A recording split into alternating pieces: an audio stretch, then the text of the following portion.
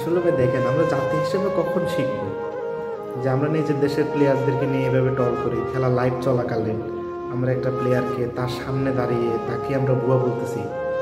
তাদের আসলে পরিশ্রমটা বৃথা, বুঝছেন? তারা আপনার জন্য, আমার দেশের জন্য যারা পরিশ্রম করতেছে, তাদেরকে আপনারা ডাইরেক্ট এভাবে অপমান না করলেও পারতেন।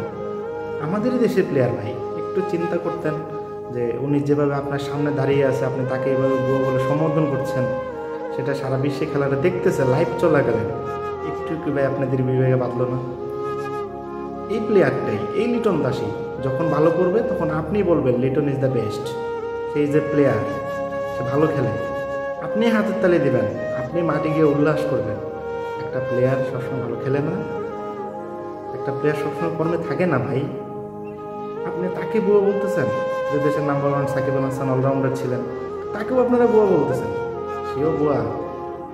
আপনি যে বুয়া বলতেছেন, আপনার অবস্থানটা কোথায়? আমার অবস্থানটা কোথায়?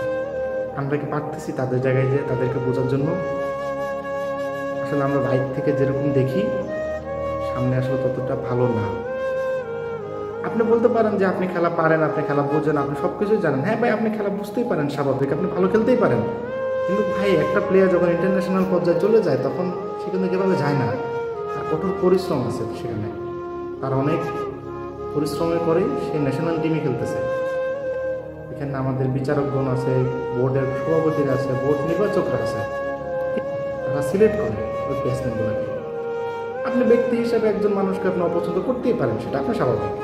কিন্তু আপনি এইভাবে একজন মানুষ আপনার সামনে দাঁড়ায় আছে, আপনাকে চাইলে দেখে অপমান করতে পারেন? আর যে প্রেসের দিকে আপনি তাকাইছেন ভাই, আপনারা যে গ্যালারির সামনে বসে এভাবে তাকে অপমান করলেন, এটা আসলে আমরা জাতি হিসেবে লজ্জিত। এটা বলতেই হয়, আমরা বারবার লজ্জিত। আমরা আসলে বুঝতে চাই না একটা প্লেয়ারের কষ্টটা। আমরা শুধু চাই সে খেলতেছে, সে সবসময় ভালো করবে, সে সবসময় ভালো করবে, আপনি সেটাই চান। লিটন দাসের যে মনিল চেহারা,